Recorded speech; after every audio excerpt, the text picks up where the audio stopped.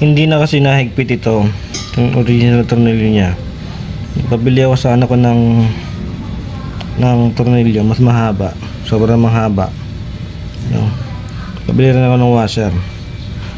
Okay, ito sa taas 5 stainless washer nakalagay dyan, sa ilalim 6 na stainless washer. Saksakan na lang po tayo mga sir, no? Saksakan na lang. Yan. Kasi yung original na tornilyo, parang na lost thread na eh. Kahit anong higpit, talagang lost thread na. Literal na lost thread, no? So, kahit anong higpit, alang nangyayari. Pumapalpal na to, nakakairita. Baka malaglag yung pipe, magpapahinang pa tayong tambutso. So, nagbili ako ng mas mahabang tornilyo. Yan. So, bahala na kayo kung kailangan, kasi mga mahaba ng gantong kahaba, no?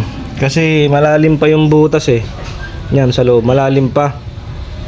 Hindi nakakasagad tong kapirasong tornilyo. Ito sobrang namang haba, kaya kailangan ko mag-washer.